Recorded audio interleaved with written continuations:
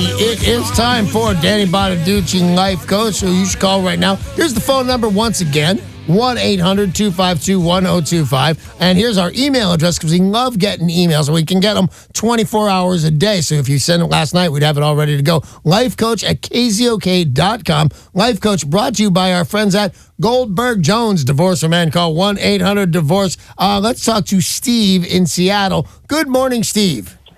Good morning, Danny. I'm hoping you can help me. You know what? I looked at this phone call before. I said, I hope Steve hangs on. I really want to talk to him. What's up, man? Okay, I'll try to make it short and sweet. My father got into a motorcycle accident in July, ended up passing away after 17 days in the hospital.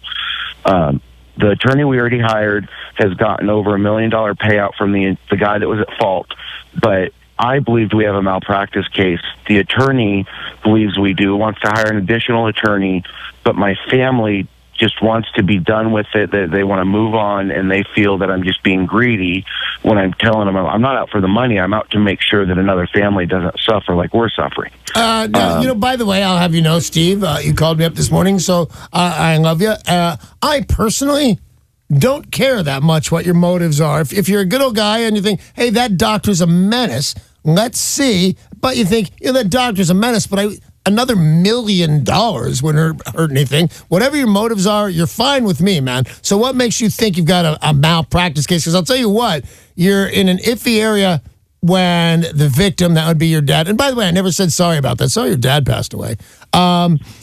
When you say, my dad was on a motorcycle, everybody's eyes light up. Well, it's his fault. You shouldn't have been on a motorcycle. When you go to fill out your insurance forms for certain things, they'll ask you if you ride a motorcycle, fly a private plane, or skydive. And the number one thing they don't want to hear is ride a motorcycle. It's just so intrinsically dangerous. Now, what makes you think that you have a malpractice case?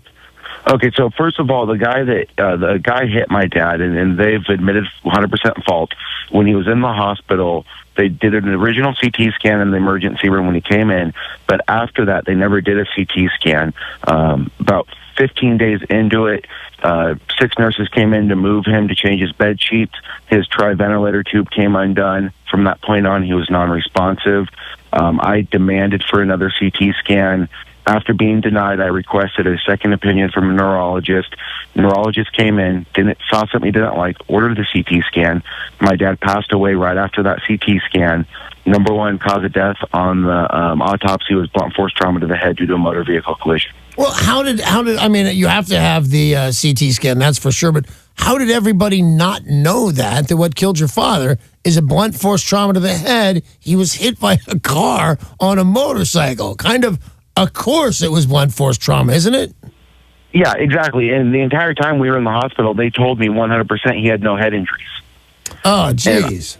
I went round and round with them on that, and I found out through another source that he did have head injuries, and they then said, we meant major head injuries.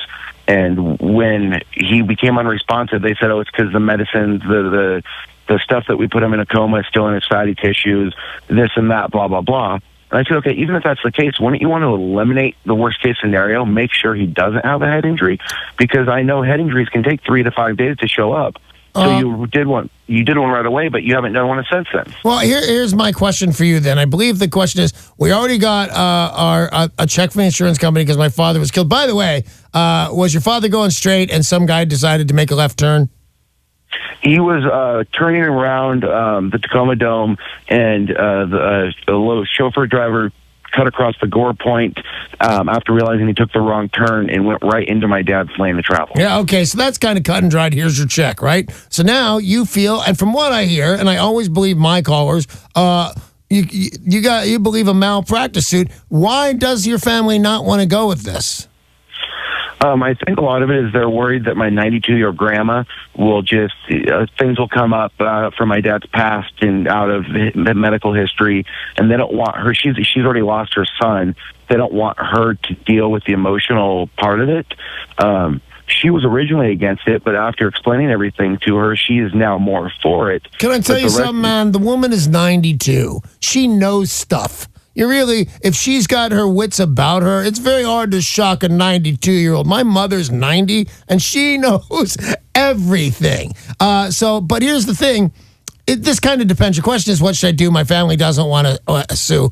Do you mind fighting with your family? Because it's really none of their business, to be honest, aside from he's their dad or husband, too. You got a lawyer, right? Yes. Why can't you sue for whatever you want to sue for and be independent? Well, that's the thing. They're all for it. They are saying it looks like we have a strong case where we want to hire the professionals, the second opinion, another attorney, and I want to do it.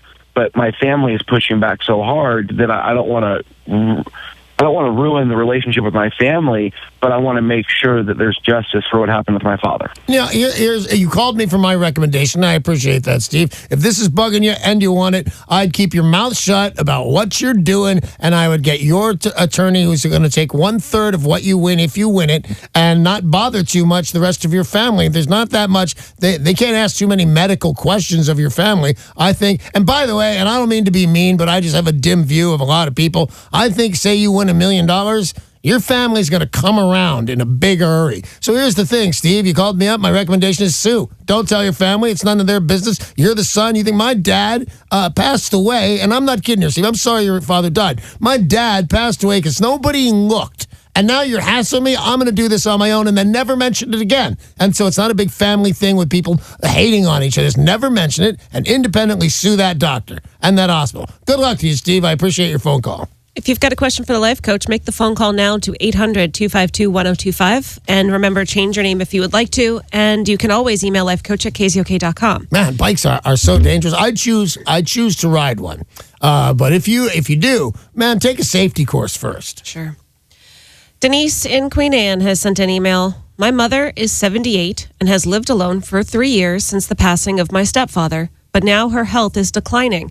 She's stubborn and completely opposed to the idea of moving into an assisted living facility. She calls it an old folks' home. My husband and I are willing to have her move in with us, but we've already been supporting her financially and feel overburdened by it. How do I get my 3 siblings to pitch in and help? Well, it depends on what your siblings want. The old folks' home, you know what? If she doesn't want to go, I was just saying this to a young man whose mom's 92. People are aware of their circumstances. Just because she's having problems doing her own laundry or paying her own bills or whatever it is, doesn't mean she's not aware she's going off to the old folks' home. I believe that she is. Now if you're going to play real hardball, is, if you can continue, because I pay my mom's bills, or my share, and a little more than my share. Things are going pretty well for me right now. Thank you guys very much. I pay my share of my mother's bills, and it's not, I don't want to use the word burden, but I don't love it. It doesn't make me happy. It's a lot of dough.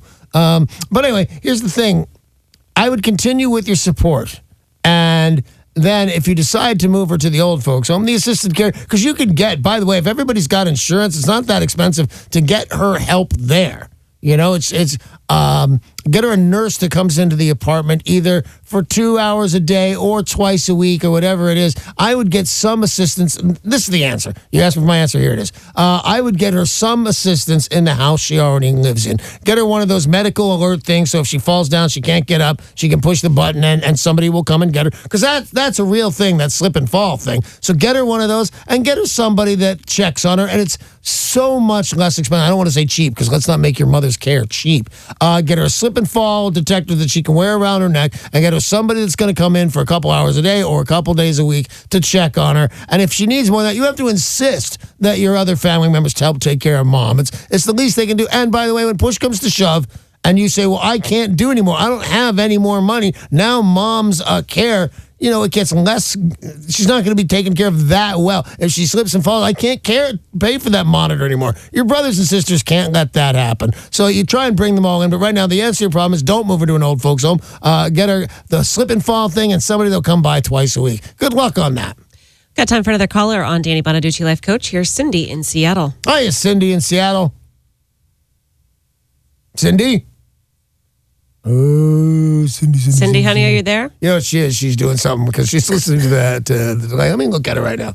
Always Let's helps. put her on hold. And Gibbons, can you check and see if Cindy is there? Maybe there's a problem with the phone. Can you put her on hold, Paul? Looks like we're having a problem with line 2. Phone line 2. All right. So we're going to take another email while we check and see what's up with Cindy in Seattle. I'm feeling good about, people are dying, but I'm feeling good about my advice. So let's put an email in from Tim in Renton writes, I'm in my mid-20s. I'm reasonably good looking. I have a decent job, etc. I've been trying to date, but I keep getting told the same thing when I try to take it to the next level. You're a nice guy, but what's wrong with being a nice guy? What more should I be offering? I know that cliche that women are attracted to bad boys, but that's not me. I'm not a bad boy. What am I doing wrong? Don't be a bad boy, Tim. That is a ridiculous cliche. Don't try, because it'll never be you, and it'll just be this weird facsimile of a guy trying to act tough. I don't know what's happening with the girls you're dating. As I was listening to your email, Tim, I'm thinking, that guy is so in demand. I'm reasonably good looking. Check. Let's check that box right there. I have a job. Super whammy check. I'm cute and I have a job. Check. Wasn't there another good one in his report card? I'm good looking and I have a job. Mid-20s and he's nice. You're young. You're a baby making machine there, Tim. I would tell you, don't do anything differently. If this keeps up, go ahead and email me in the future. We'll talk about it. But the fact is, I'm young, good looking, and I have a job. There are women, people right now, there are girls in their cars going, "What? Why doesn't Tim ask me out?" I think even Gibbons wants to go out with him. Don't. I swear to God, Tim, don't do one thing differently. You've had a weird streak with girls that go, "You're a nice guy," but I personally, I question that. Well, you said it, so it definitely happened. Don't change one thing. Be the young, good-looking guy with a job, and you'll do fine.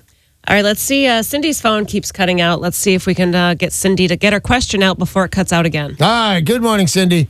Hi, Danny and Sarah. Long time no hear. Well, we're glad to have you back.